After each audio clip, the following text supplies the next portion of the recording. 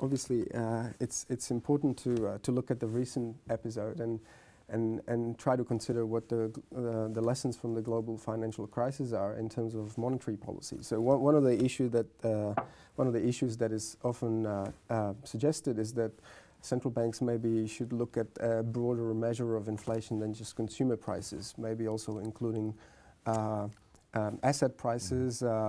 Or maybe even reviving some monetary measures. What's your view on this? You mentioned Mervyn King earlier, the Governor of the Bank of England. I asked him that question myself a couple of years ago. I said, do you still believe in inflation targeting? He said, yes, I do. I think inflation targeting is a good system, but it's not sufficient. It's necessary, but not sufficient. And he was, at that point at least, ready to say we do have to keep an eye on some of the other prices in the community, such as asset prices.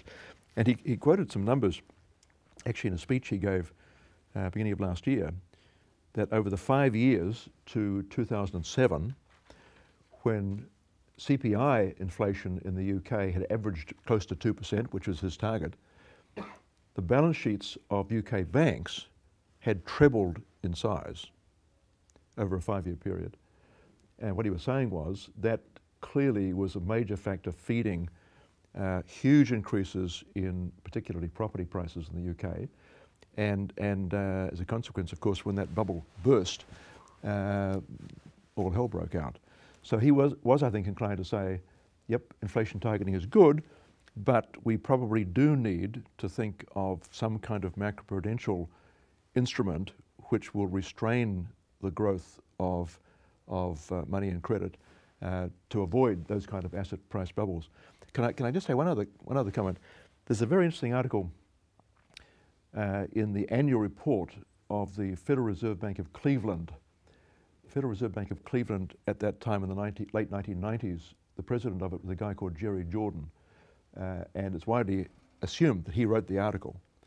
And he was a member of the Federal Reserve Board's Federal Open Market Committee at the time.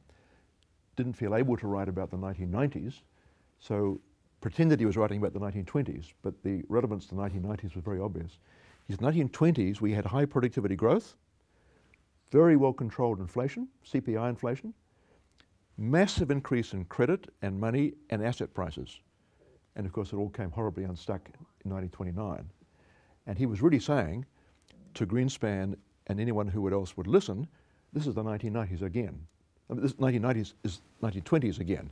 High productivity growth, well-controlled CPI inflation, very sharp increase in money and credit, big asset price bubble in the particularly high-tech stocks, and this is going to end in tears. And of course, that's exactly what happened. Well, it's even more the case in the mid 2000s. Absolutely. And there seems to have been an additional factor, which is a lot of the cheap exports from Asian countries have artificially kept the CPI low, That's right.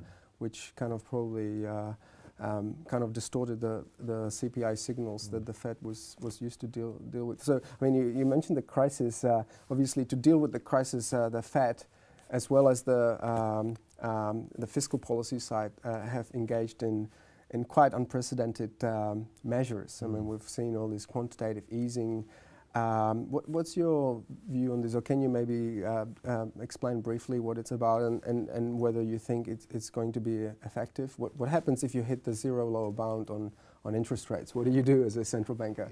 Can I go back to the earlier part of the decade? Because you mentioned the very low American interest rates through the last decade. I think we'll come to recognize in due course that China's decision to anchor its currency to the US dollar at an artificially low level is a major source of the current difficulties. What happened, as you say, was that China exported vast amounts of goods to the United States, keeping inflation pressures low in the United States, justifying the Fed keeping its policy instrument low. Inflation was low, why should we tighten? It's kind of argument. China, of course, accumulated vast foreign exchange reserves, invested them in US treasuries, thereby keeping longer-term rates low also. And that was fantastic for the United States. Low inflation, low interest rates, rising house prices, rising property prices. Everybody was happy. It was good for China too in the short term, because China had access to the world's largest consumer market, could employ lots of people coming in from the countryside. But it was a kind of a Faustian bargain, because while it was very nice in the short term, it backfired badly in the longer term, and both sides are now angry. I mean, we've seen the implosion of the property bubble in the United States. Americans no longer feel grateful for Chinese imports, they feel angry about them. China feels angry because the foreign exchange reserves invested in US treasuries are going down in value. So both sides feel angry with the outcome. And I think when we look back on the global financial crisis, we will say that that was one major factor driving it. There are many others as well, but I think it's too easy to blame the financial crisis on greedy bankers. There were greedy bankers without doubt, but it was only one of the factors which caused the crisis. Now, I think this hypothesis, Bernanke called it the global saving glut. There was a lot of savings from China as well as Middle East and Japan that pushed the real rate really low. But now, I want to talk about the future a little bit. Because obviously the future facing a lot of advanced countries, it doesn't seem very optimistic, taking into account the demographic factors, aging populations. I actually, to motivate this, I have a series of slides here, which some of you might find staggering. What happens is that most countries, so you're going to see the old age dependency ratio in a number of countries.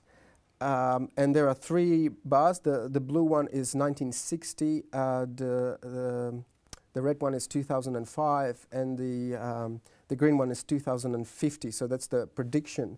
And old age dependency ratio is actually defined as the number of people 65 plus over the number of people between 15 and 64.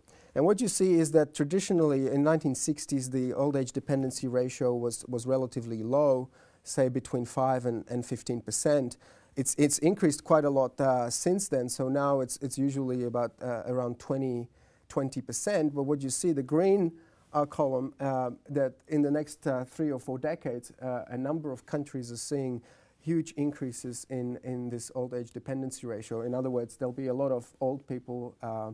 Now let's go to the next slide, because it's interesting to see the implications. This is for US data.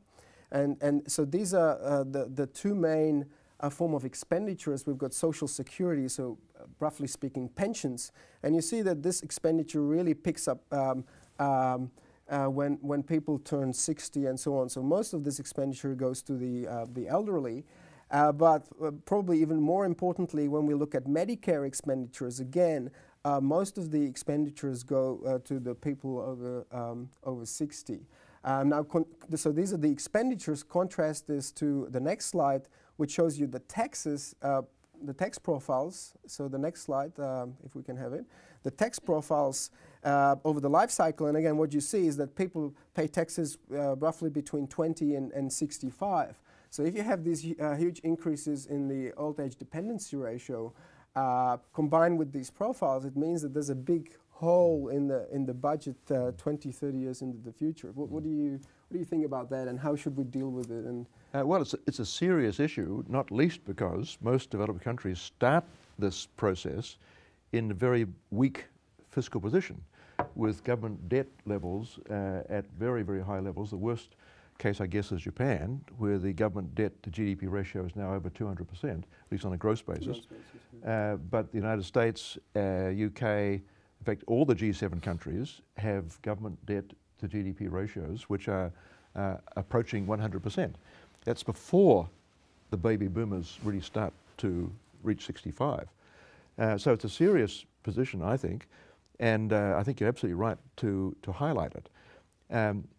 One of the worrying things also is that the savings glut, which you talked about coming out of Asia, will also disappear, because China's demography also is not going to be unlike that one there. China's policy of one child per family means that China will quite quickly face an aging problem, quote unquote, very much like developed countries.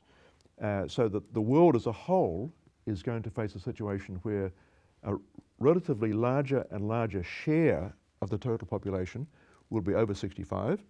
That has implications for pensions and has implications for health spending, because as you rightly show, most money spent on people's health takes place in the last few years of their life. So we're going to get a big increase in those costs as more and more people go into those older age range. Now, the question is, what do you do about it? For the individual, it makes sense to save more. What is not clear, though, is how the world as a whole deals with that, because at the end of the day, you save more on the assumption you can draw down on someone else's resources to supplement your own in retirement.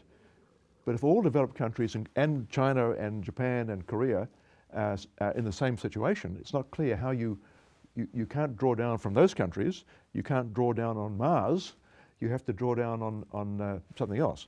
And my hunch is the only real solution will be people working longer, retiring later, and staying in the workforce and contributing to output, also contributing to tax revenues, longer than has been the case in the past.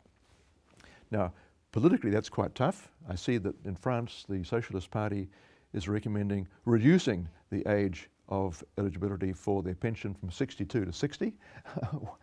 I don't know whether they can't count, but it's depressing that political parties can make proposals of that kind and be taken seriously.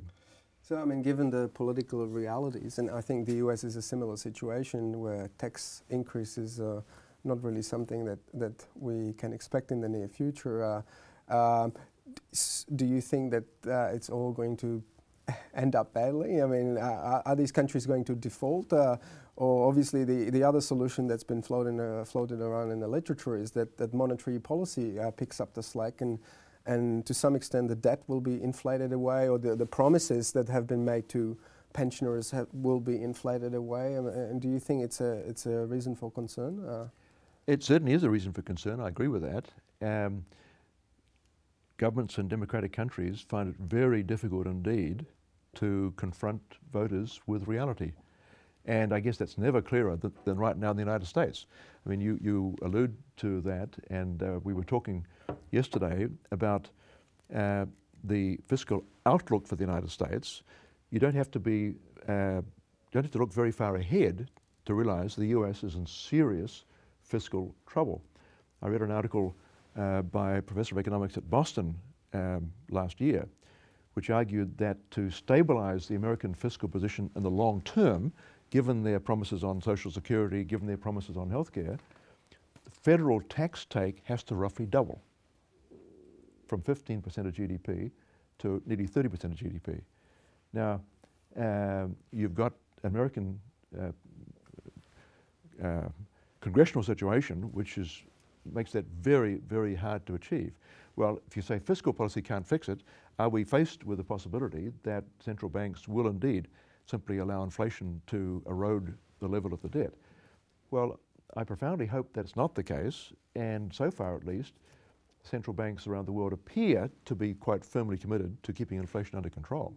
But there's clearly a collision coming between those commitments and the country's willingness to fund them.